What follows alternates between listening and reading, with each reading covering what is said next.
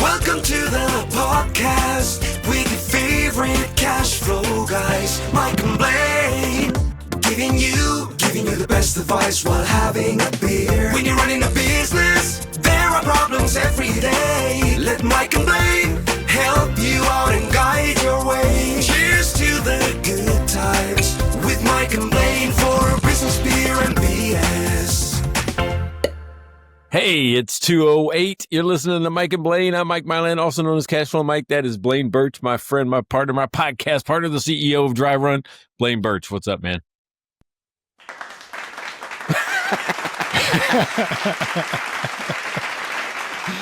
I accidentally pushed the wrong button in the startup there, and we had some cool sound effects going on. So, hey, I forgot we could even do those till just now.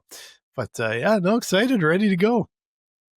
Yeah, that's why most professional podcasters have like what do they call it, a producer. A producer, because they remember shit like that. They just remember it. They remember what's going on. They know the sequence. They know where the buttons are. I can barely remember to get the song started on time. So I'm a very amateur producer.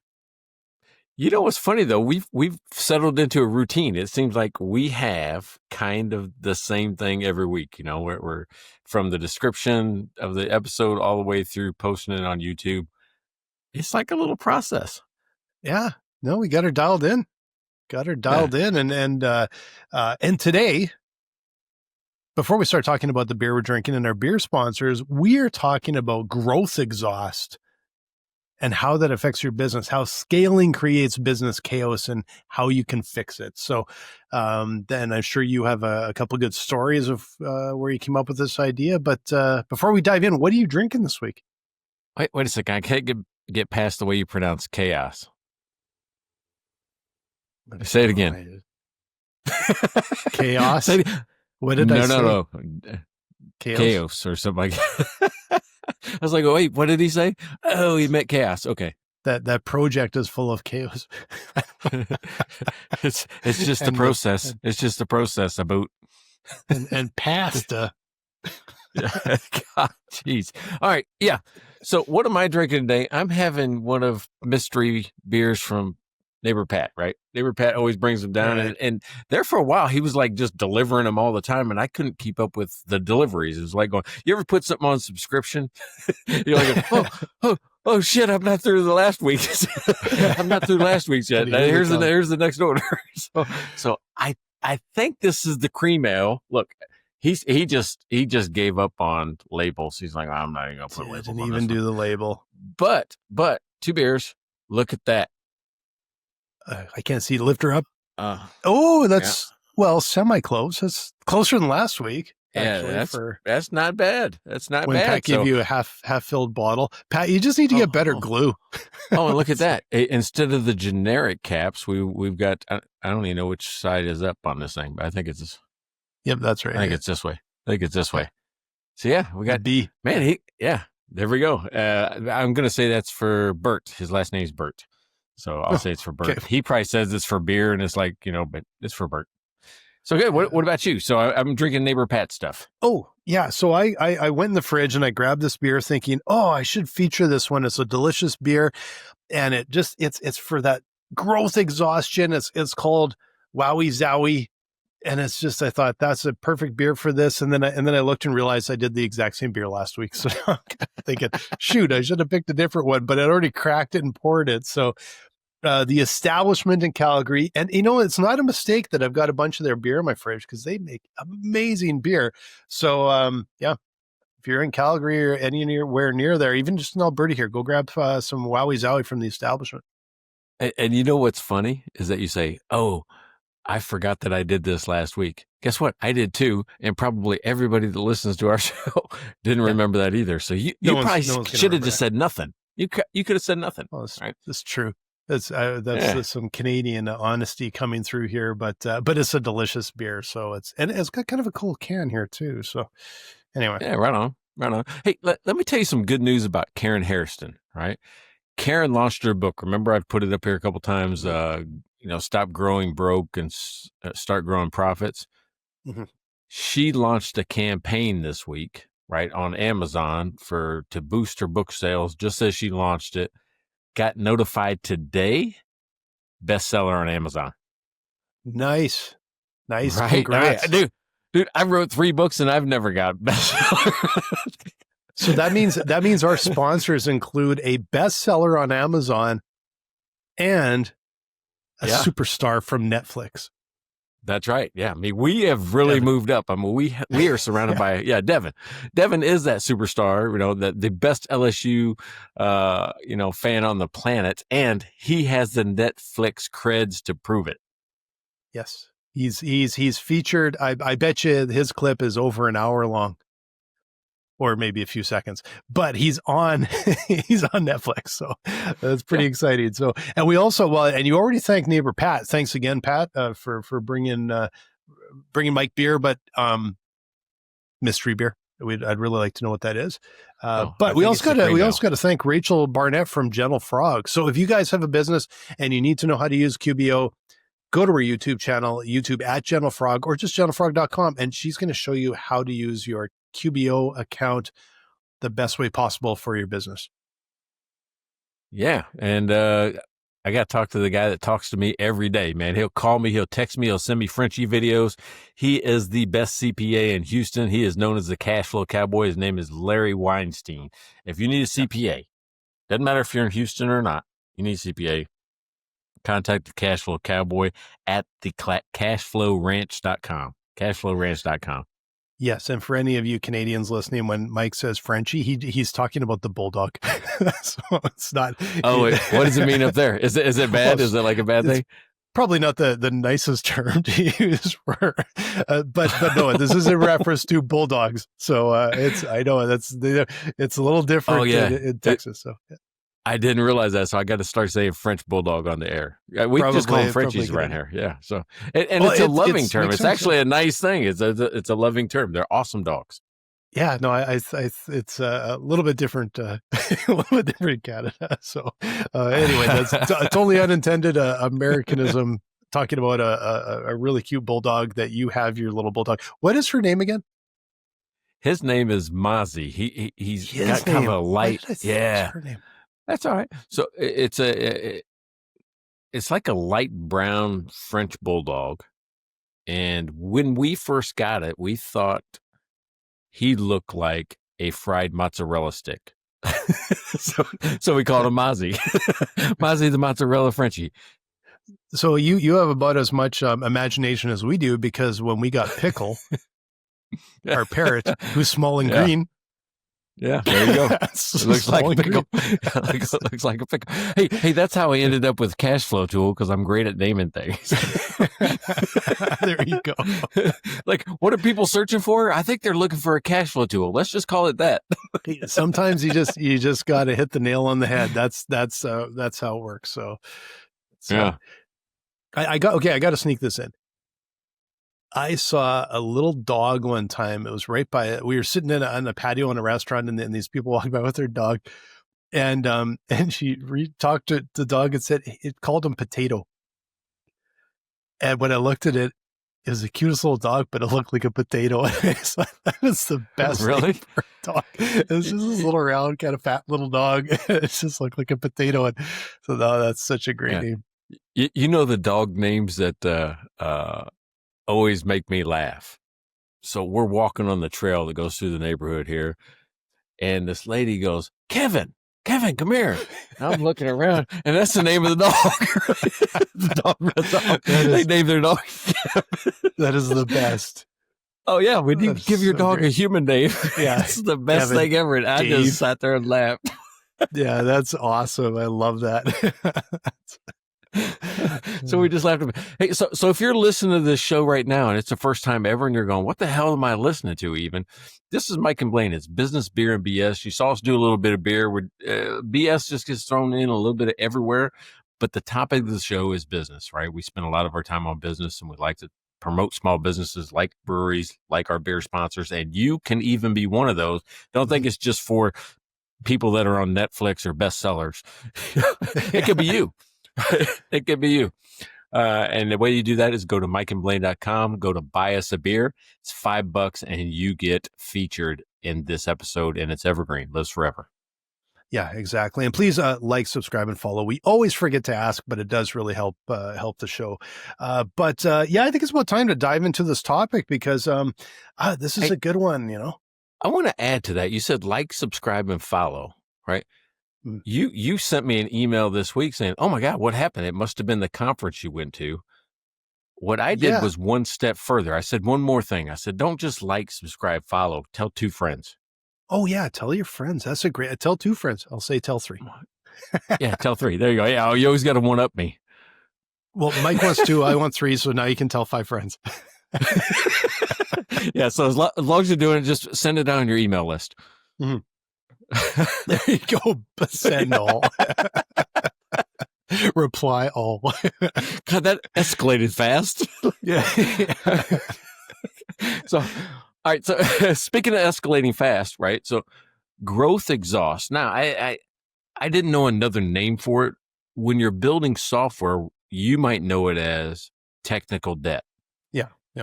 Right? Meaning just stuff that you added this little service or this little component or these type of things or a page, and it was a legacy and you forgot why you did it. You know, after a while, nobody documented it very well, and everybody's afraid to get rid of it.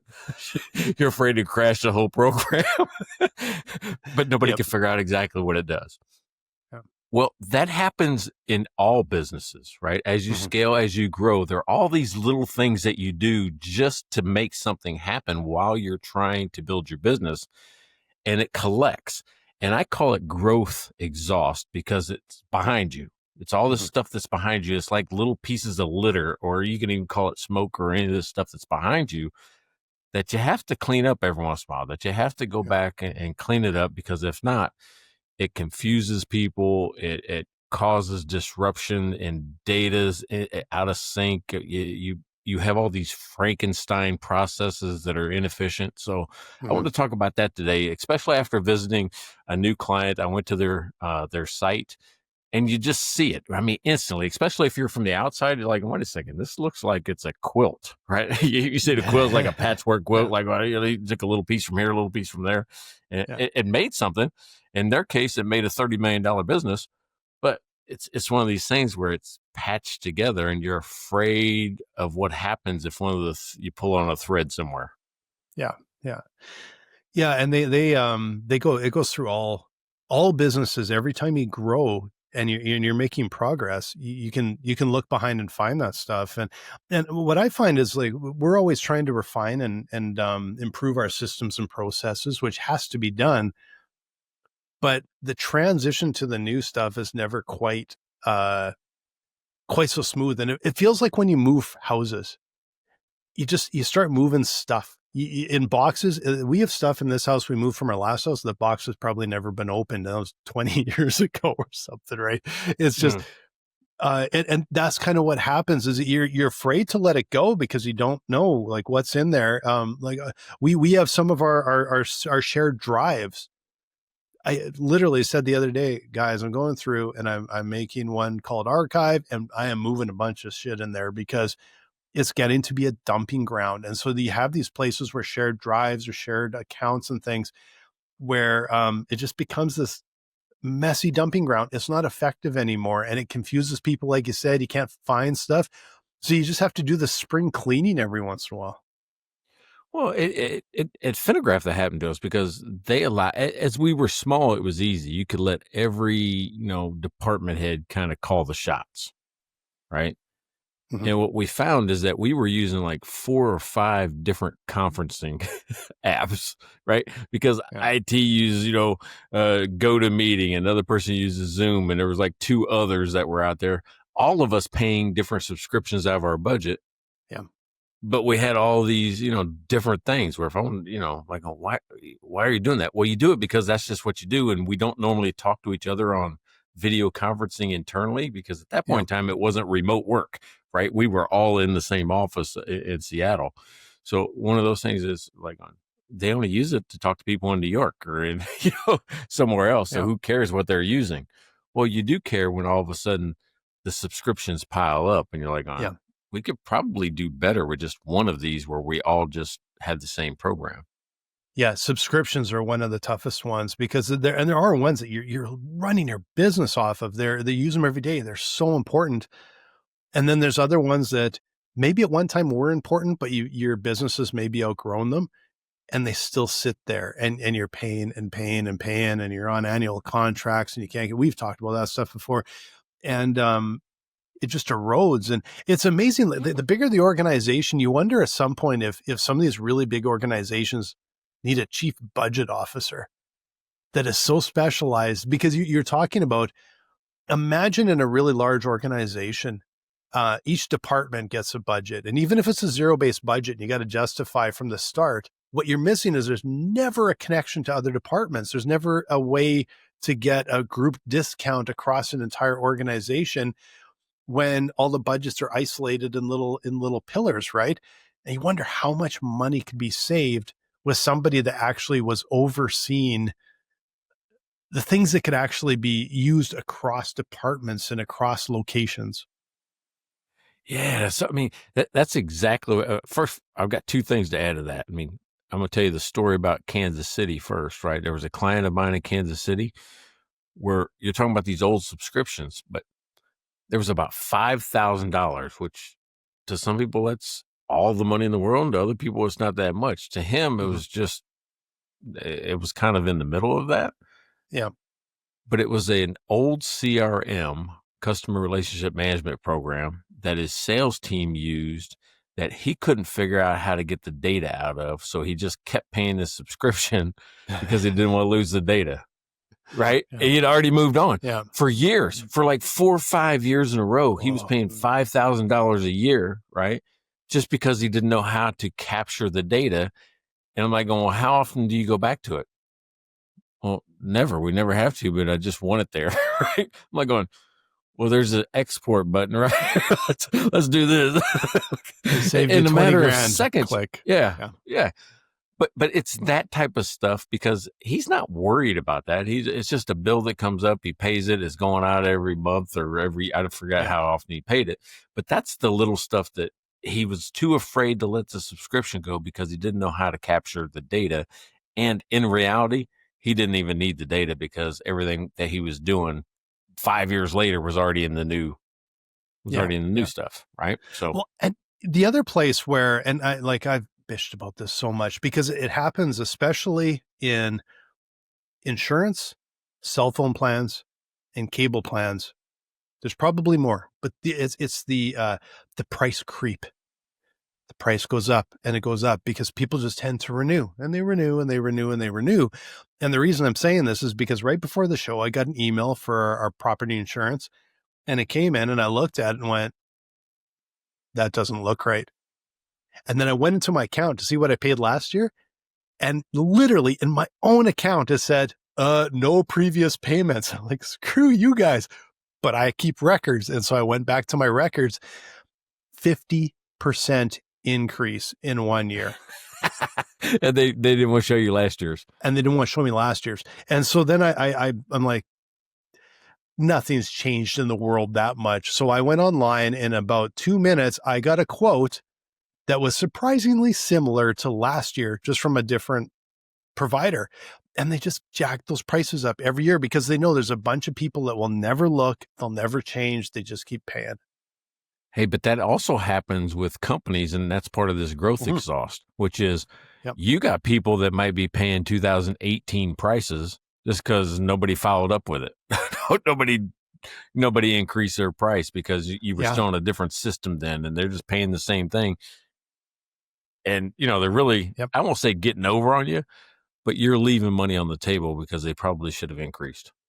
Yeah, and all the big ones have increased. All the big businesses have increased on top of all of us. And do we increase for our customers? You got to be on top of that. So you can imagine, like, by the end of the year, you're looking at how much more we could have made by just doing a modest increase to cover the costs of inflation that everyone else is doing, and then negotiating price so that we're not just constantly paying more and more and more and more on all sorts of subscriptions. And then the subscriptions you don't even use. And man, like, I don't care what size of business you are. There is a bona fide percentage that's more than one on your bottom line that's going to hit your bottom line. And it's substantial. It could be several percent every year that could be just profit margin if you paid attention to this stuff. Yeah, what's funny is that businesses, I mean, always equalize, right? They try to anyway. The ones that survive forever, when wages get stressed and they have to increase raises, well, they'll increase price, right, to offset it. And it goes right back to normal. And 3 years later, we're saying, oh, I still don't make enough money. Why? Because everybody around you raise prices. Markets will equalize. You have to realize that. I mean, just when you request a wage increase, they're going to do a price increase. You know what was funny is the first time I ever saw the $15 an hour minimum wage was in Seattle in SeaTac, right? Right around the airport. Mm-hmm. First time I'd ever seen it. And right around the airport, there are several hotels. And so everybody got raised to $15 an hour, and they were happy as could be. You know what the companies did? The hotels did? Hey, now that you're making more money, now you can pay for your own parking. Now you can pay for your meals. Here's a new health insurance. All they did was just readjust the other things around it. Yeah, you want more cash in your pocket on payday? Well, all the stuff we were doing for you for free, we don't really have to do anymore because you got more money. Yeah. That's exactly what happened. And I think that hurt the workforce. I really do. I think it hurt the workforce. Yeah, no, but truthfully, in my mind, I'm like, you know what? I'd still rather have the decision on my plate, not yours. Right? Like, I would be looking at it as, hey, we're giving you a free lunch. Yeah, the shitty cafeteria lunch that I don't eat and I pay for something different anyway or whatever, right? So I would still rather just like, give me my money and I'll figure the rest out. If I want to ride my bike there and I want to make a bologna sandwich and save a few bucks, that should be up to me, right? So I don't know. I just that's totally agree. I probably wouldn't take the free lunch either, and I probably wouldn't. The parking. I guess I'll just pay for parking now. So I mean, because I'm probably not going to move to the bus and not going to ride a bicycle or anything like that over there. I'm probably not going to. So I would probably just pay for parking. Yeah, but then at least you can make that sort of decision yourself. And when they give this stuff for free, it's always like, the parking, it's 8 blocks over and under a bridge or something, and the lunch, it's like those free, like you stay in hotels. Okay, I maybe you're different than me, but the free breakfast that is like probably 13-day-old waffle batter and some dried scones and something else. I don't think we've eaten those in years. We just ignore them and we go to the local small business coffee shop so we can support them and we get a really good coffee and probably a really good pastry or something. And I'm like, what? Take it off my bill. We're the same on that. Yeah, we're the same on that. So, and I've never used the pool. I don't need the resort fee and stuff, shit like that. So, I guess. Oh, so back to the meals, right? So this company I'm now working with buys, and this one I'm kind of back and forth on. They have forever bought the meals for the lunch meal for all employees. Now remember, in like 10 years, they went from like 1 million to 30 million. Right? Really accelerated growth, and from 10 employees to 100, or whatever that was, 7 to 100. But they're still providing lunch every day. Now, before I give you the reason, what's your initial response to that? They will cater in a lunch every day. I eat there twice this week. Okay. My initial response, I don't really have one because I don't know the culture of the place. I don't know where it's located, for one. Like, is there any place around there? Because I'm not the one that ever, I haven't made a lunch in like 30 years. Yeah. I work at a house. I make lunch. But when I had an office, I never made lunch. I'll admit, we went out every single day. And but early on it was hard to find restaurants, and then as the things expanded, now they have lots of choice. But it kind of it just depends a little bit. Like I'm curious about their reasons, but I like it's there's no universal good or bad. I think on that it's context. I think. No, in this one, I actually agree with them. All right, because they're about 8 miles outside of town, 10 miles from probably any type of choices. Yeah. So everybody that has to leave, if you don't bring a lunch, everybody that has to leave, there's almost no time to go somewhere and get something to eat and get back. Yeah, so that makes perfect sense. It's a really nice perk, and it's a really nice perk to be able to say, here's the reason that you come out here. Because I will tell you that if you're that far away from everything, if you don't have lunch there, you actually will lose some odd employees here and there, where they're just going to go, you know what? I would rather be downtown where I can walk across the street and grab a nice lunch. And this is totally truthful. That will happen. And so I think it's a great idea. And the food was good. I mean, it does come in, catered things, but they have a caterer, or even different ones. It was different food both days, right? So they rotate through a variety of foods and just comes in and provide drinks, just regular drinks. And I thought, oh my God, this is a really great thing. Yeah. And the probably only other worth way, the cost. Probably worth the cost with productivity and retention. The only other way that I could see, it's not going to work for everybody, but the other way that I could see it is that if you were far away and it ended up being a problem, but maybe you don't have the facilities, maybe you don't have a lunchroom big enough, maybe you don't have the ability to really do that well. But if you have a large enough workforce, you could possibly negotiate to have some food trucks that would show up every day in the parking lot or something. So there's some other ways you might be able to deal with that kind of problem where like, it's going to affect us. People don't want to drive that far to get food, right? Yeah, and I don't know what their access to food trucks and stuff are, and they don't have a big lunchroom that everybody comes in. They kind of come in shifts, right? Over, we'll say an hour and a half. They kind of just filter in through shifts, and they've built out right now because they can because of the weather. They've built out just a patio, right? Just a patio, and people just kind of sit, at this patio type area. And I think they're going to screen it or wall it in for even inclement weather. So they're kind of creating a cafeteria in the way, but but I'm like, man, it just kind of works. I can see it, where there's a lot of benefit to that cost. Yeah. And, in nice weather, it's such an advantage to sit outside. Like, I think that's such a benefit for everybody. When it gets cold, obviously that's a little bit trickier. I was sitting on a patio with a friend of mine last night, having a beer, and we were maybe a half an hour in, and I think our teeth were chattering. We had to move inside. No one wanted to say it first, but it was like, holy shit, it's starting to get cold out. Yeah. Well, the opposite here, and where you live half the year, we're not eating outside in Texas. Too hot. I mean, and bugs, right? Bugs and too hot. Just, I'm weird about that, right? If I'm eating, I don't want like flies, and I want stuff around me. So I'm kind of weird like that. That's why we screened in our porch with those motorized screens. So if I want to do anything on the porch, I put those down so the bugs don't bother me. Yeah. My cousin built this really nice patio. I was out at their farm not too long ago. Gorgeous patio with a big like shingled roof. It almost was like a log cabin along the bottom, and it had a screen door in the back, but it's wide open to the air. And it was quite hilarious that he had a screen door. It was wide open. But he said the plan was to screen the entire thing in, but he said we've had no bugs this year. So they didn't bother yet, right? Just didn't do it, yeah.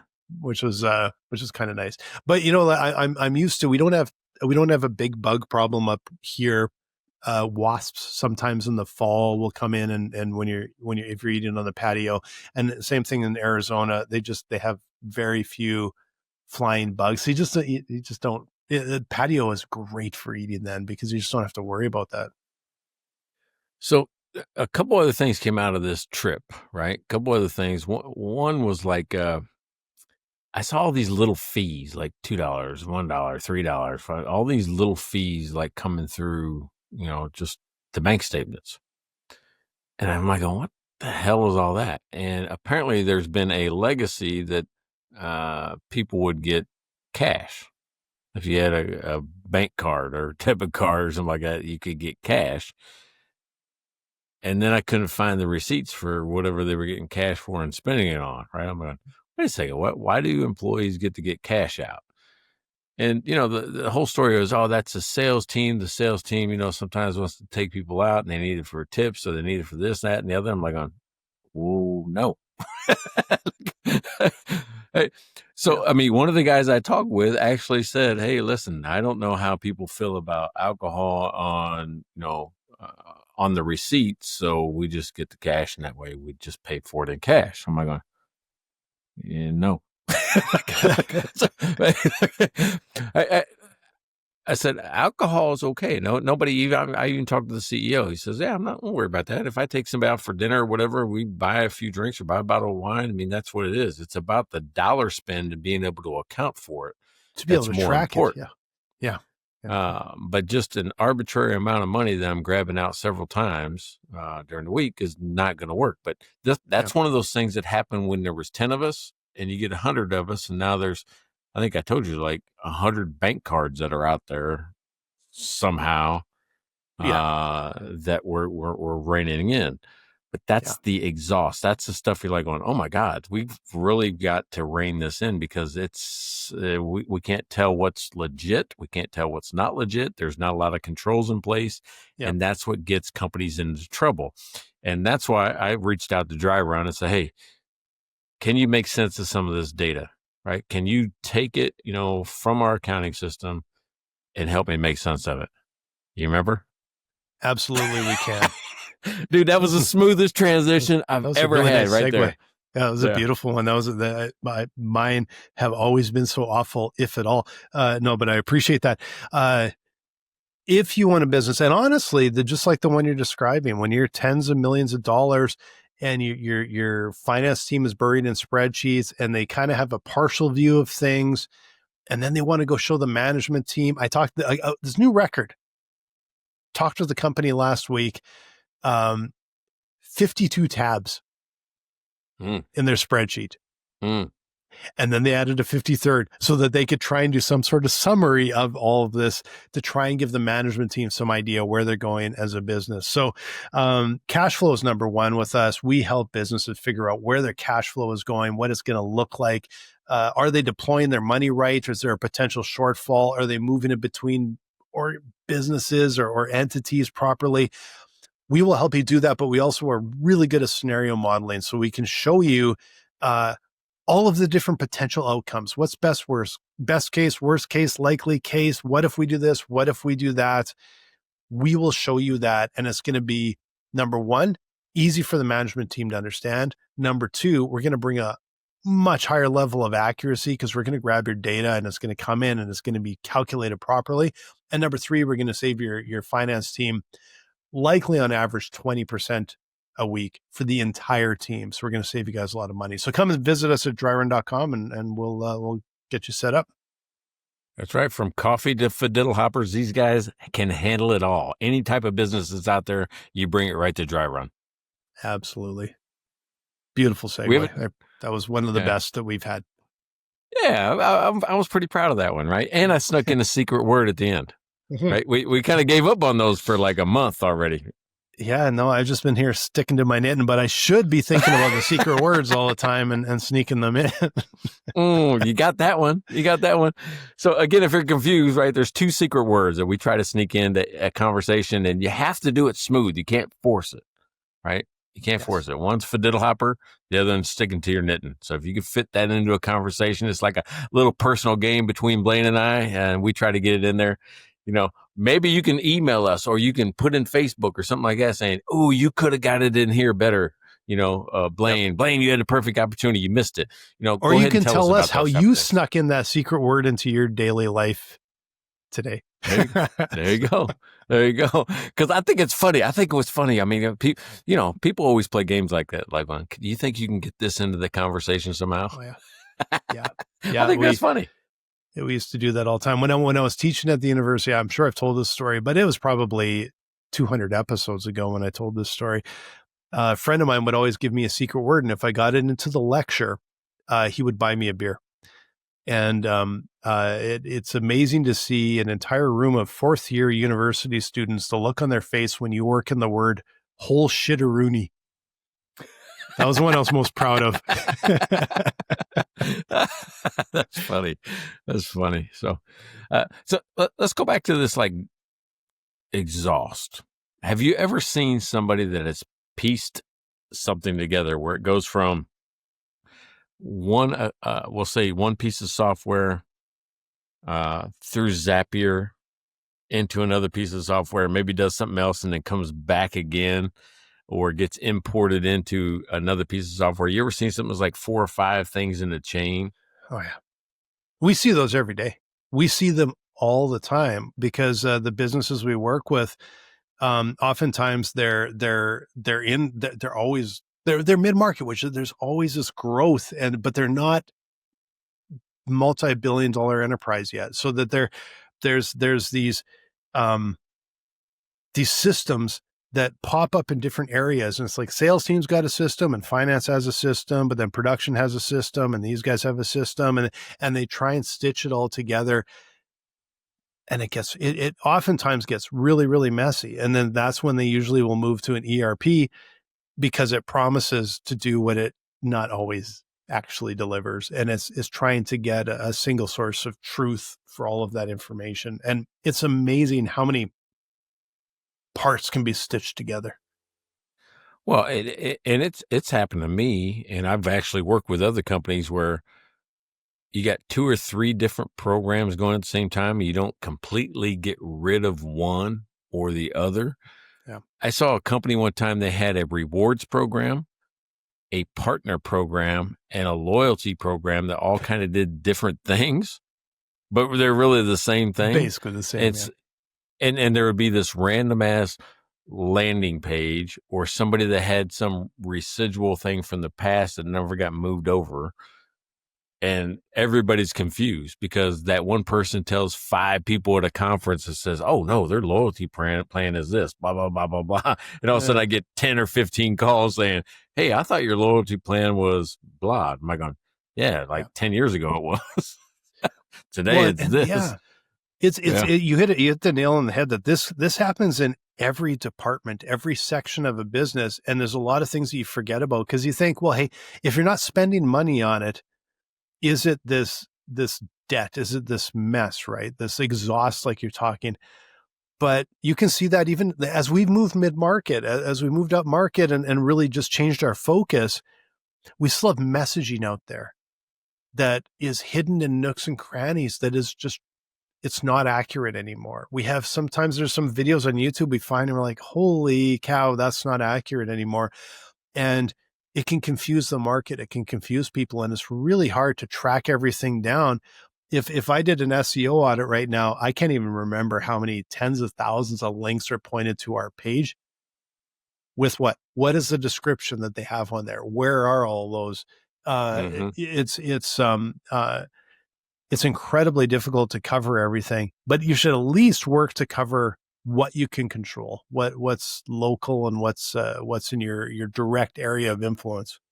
Yeah. Well, what I've tried to do, and this is where some of this came up this week, was let's any inactive pages, meaning this doesn't work anymore, just either delete them, get rid of them, and we'll take the bad link hit. There you have 455 bad links because I can go back and clean up all the bad links. That means it's connected to something out there and it will tell me where it's connected. It almost can track it for you. And you know what I usually do with all of those? I just do a redirect just to the homepage. So it doesn't actually show up as a broken link. It just, because I don't really care to look and figure out where they all were. So I just go, just redirected to the homepage. Well, unless you got videos or landing pages out there with the wrong information on it, that somebody's reading it, and when they click on it, they're going to go to your new landing page. It's going to be a conflict. Yeah, still. Yeah. They still come and learn about us and come and visit us. Because you know what they'll do is that if they click and it's a broken link, they're going to say, oh, these guys are no longer there. It's a broken link and it seems weird. But they would probably just, if anything, go to the homepage anyway and figure out what you are. So I might as well just say, hey, just dump them on the homepage. They can take a look and see who we are.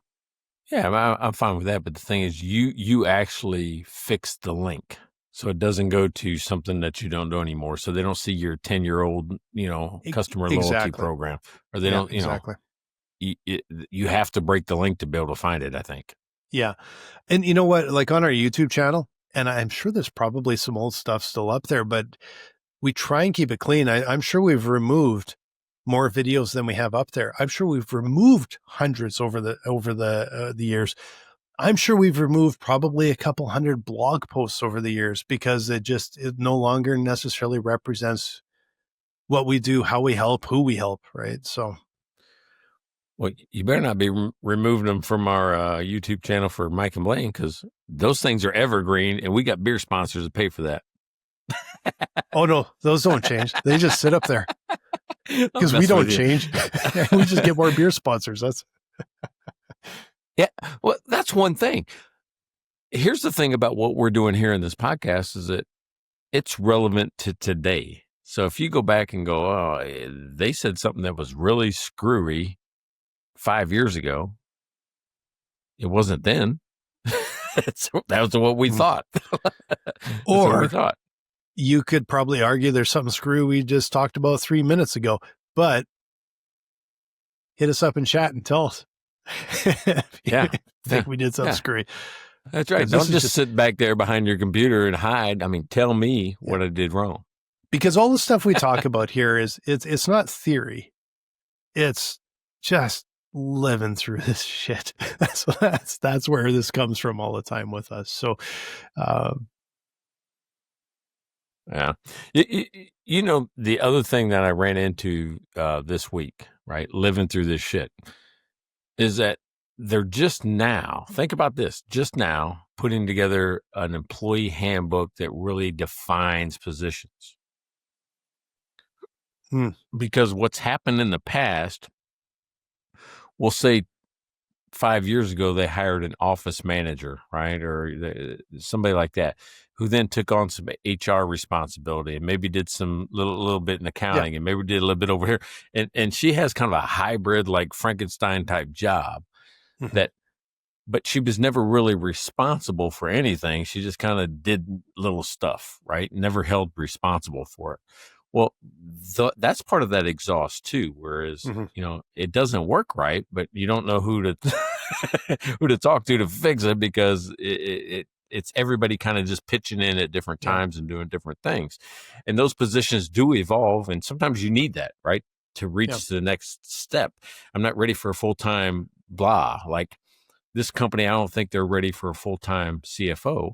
So they get a guy like me that's a fractional, right? Just jumping in to provide leadership, get some organization and go. And then probably at some point in time, they'll need, if their growth plans hit, they're going to need a full-time CFO, right? Yeah. Well, that's what we're talking about is these little things that we do to survive, to get by, to get us to the next thing. You have to go back and clean that up at some point in time. And I don't know if it's a cadence where you just get used to it. You're like, going, hey, every month we're going to go back and review blah, or every quarter or every whatever it is. But there has to be some type of review process put in place. Yeah. And it's necessary early on. It's necessary as a startup that people wear multiple hats and you're watching every penny and you're keeping track of all these things, trying to keep your costs low and run lean. But what we see and we hear more and more is as businesses grow, there's this really uncomfortable middle ground where they don't want to spend any more money. They're like, well, it's worked this long, it'll work longer. It's worked so far, it's fine. And they don't realize the problems these things are creating and the expense that it's adding to the business and the loss of revenue that's happening in opportunity costs and things like that. Because last year it worked, the year before it worked. They don't realize, I think, when things are starting to break down and really affect the business. And that's why, like you said, you got to audit this. You got to look at it every single year and say, is this doing what we need it to do? And what's going to help us grow and what's going to help us fill these gaps? Well, that's just it. Sometimes you don't even realize how inefficient it is until it's broke, until it absolutely just breaks, right? Yeah. Yeah. Yeah. Until you're really feeling the pain. That's not the best approach. Is wait till you're feeling the pain before you Yeah. actually jump on something.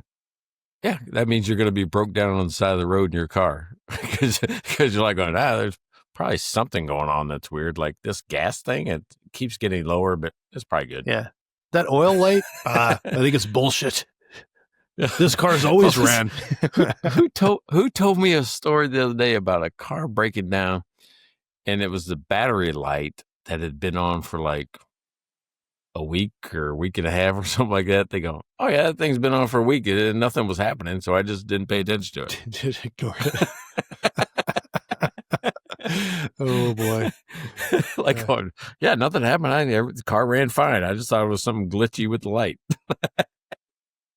I will admit, not with the car I have now, but with a car a number of years ago, I all the signs were there that my battery was going, and I just kind of went, oh yeah, I'll get on it. And then one day the car wouldn't start, and I kept messing with it. Finally got the car to start, and I drove straight over to Costco, walked in, bought a battery, and then I said, have you got a wrench? I literally in the Costco parking lot, I went under the hood, changing my battery because I'm like, I'm not going to get home without this. And that's the problem is I knew it, and I just waited and waited and waited. And I was so close to being like just stuck on the side of the road or stuck in some parking lot somewhere really far from home because I was being a bit lazy. You ever had an alternator go out in the car? You know, the alternator kind of keeps the battery charged. Yeah. Yeah. But when the no, alternator I haven't, but goes, I'm pretty sure. I think one of my dad's cars had that happen one time. Yeah. all right. So, when that happens, it's a really weird experience because the alternator keeps the battery charged. So think about this. You don't think about it while you're driving. It's like, oh no, it's just good. But if the alternator's out, that means the battery's doing all the work. Right? There's no constant charge going back through it. So when the battery, then it drains. So it's not being charged anymore. The battery starts to decrease and things start to shut down one by one in your car. Like, why is this air got hot all of a sudden? How come I can't get a cheat radio station? I go, just one by one, things start to shut down around you until you can't move, until you have no alternator and no battery.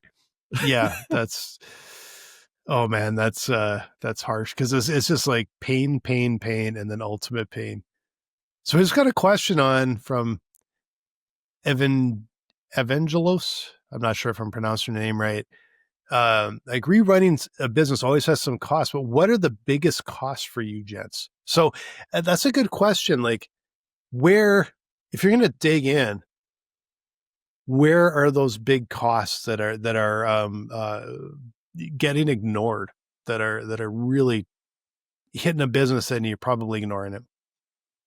Well, for me, all right, let's just break it down into two different categories. You got an inventory-based company and a service-based company. Mm-hmm.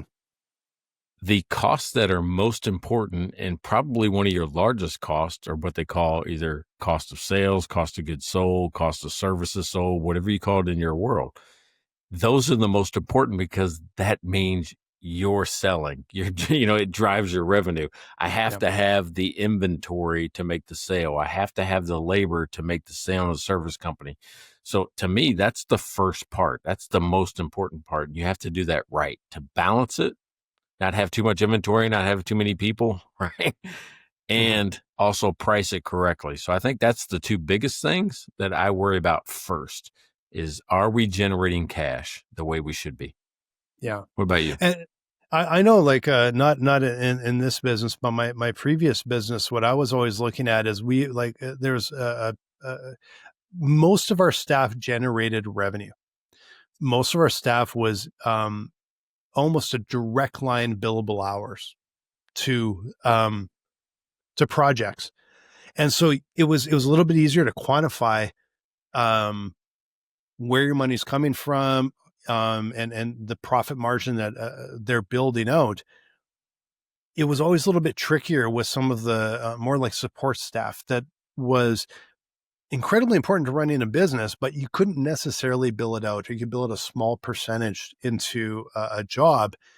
And, but those are, you don't want to say a net drain, because it's not like they're important to running the business, but it's a trickier calculation when it's all cost versus I can calculate a margin. I can calculate profit off of the activities here. And I'm just sort of talking about, because it was a service-based business, right? But I think that can go through all of your equipment and all of your, like you said, the lunches. It's a hard cost. And the outcome is, hey, we probably have a better chance to keeping our staff happy and keeping them around. But that's not as much of that direct line to this machine generates this much product, which generates this much, or this much revenue, which is profitable at this sort of point, right? Just sort of pointing that out, because the ones, there's some that are kind of easier to calculate and get a direct line. And then some of these other softer ones, you have to use a bit more of gut instinct and judgment call to some degree to say, is this really, how much is it contributing to the business? Like these lunches where, yeah, they are, you can't just go and cut those. They will pay, even if it isn't a direct line to your profit margin. Yeah, one of the things I look for first in cost is we're going to say, all right, remember I ran bars, right? In bars, there's this thing called marketing cost, but these are the things that are like live bands and karaoke and those type of things. Chicken chip. You have to remember chicken chip bingo. Yeah, chicken chip bingo, that type of stuff, right? So, if you cut those, you got to realize that there is a direct line between that expense and the people that are coming in, because I go to chicken chip bingo and I go to karaoke and I go to the live band. If you take those away, you also take away the customer's reason for coming there. So when you're evaluating cost, make sure that if there is a direct line, that you don't cut that, because you're also cutting revenue at the same time. Yeah. I was just actually talking to another business owner today, another founder today, and we were talking about marketing attribution. And that's what we actually were talking about was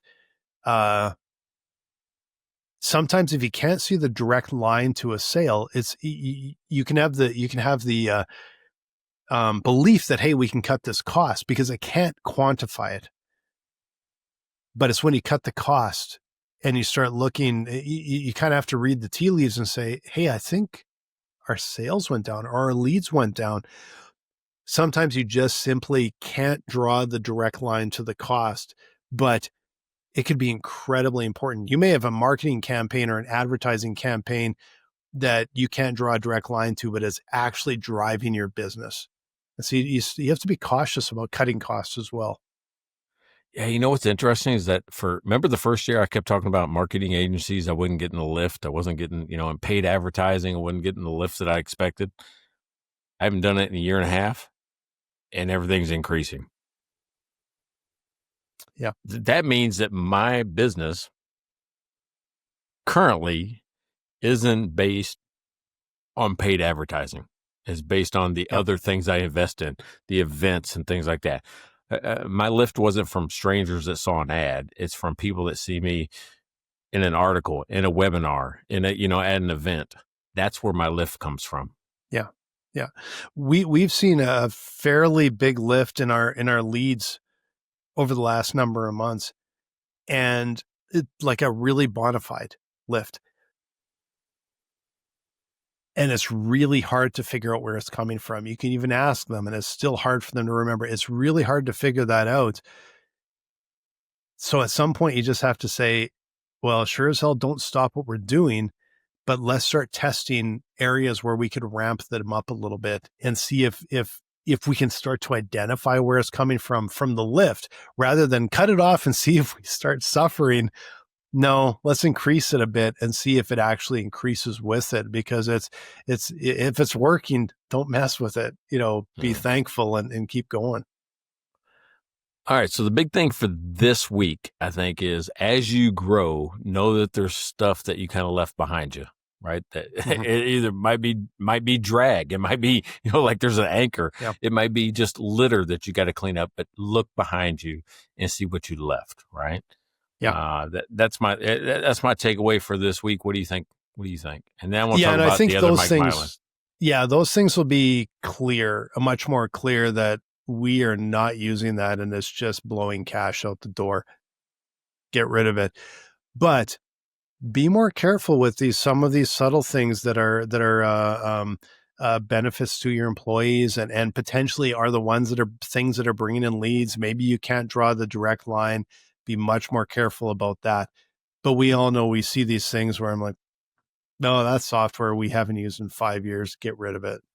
That's, and that's where a yearly audit or quarterly audit even is a quick audit at least is not a bad idea because you'll uncover a lot of cash that you're just sending out the door. All right, so 208's in the books, but before we end, I want to say I'm a little nervous about the weekend, right? Believe it or not, Blaine, Mike Milan Bowl. it is the Mike Milan Bowl this weekend. So if you got it is the Mike Milan Bowl this weekend. So that means there is a personalized decanter on my wall right there behind me that is engraved with the Mike Milan Bowl. The only people that can hold this decanter, first of all, you have to be named Mike Milan. Second of all, you have to either be a Chiefs fan or a Baltimore Ravens fan, and they have to play the game. And the winner of that game gets to hold the decanter until the next time they play. And I've had it year and a half, maybe.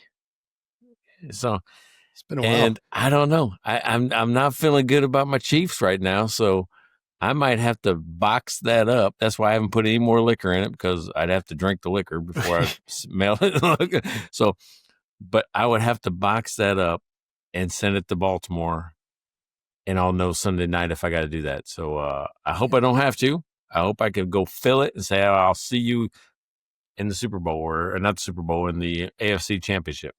Well, I watched, it was a Detroit Baltimore the other night, I think. And I watched that and maybe that's giving you a little bit of hope because they struggled a little bit with Detroit. So yeah, who knows? You guys watch more football than I do. Who you rooting for? Chiefs or Baltimore? Well, the Chiefs. Sorry, Mike. Don't apologize to him. I'm on a call with you every week, not other Mike Milan. There you go. All right, there you go. So we got to vote for one. So, all right. Did we get another chat already? Who else did it? Oh, great points. Big difference. Great.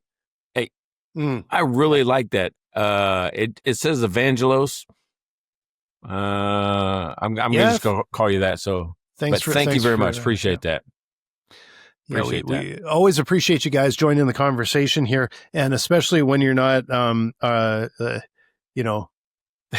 Mike and neighbor Pat arguing with each other on our chat channel or something. So we always appreciate a little bit, some feedback and some actual questions rather than making fun of me and Mike. So much appreciated, Evangelos. So there you go. It's been a good week. Good episode. 2-8. We're in the fall, heading to the end of the year. So appreciate you, man. We'll talk to you next week. This was so much fun, and we'll see you guys next week. Check out their website at mikeandblaine.com. Then subscribe to the podcast and buy these guys a beer.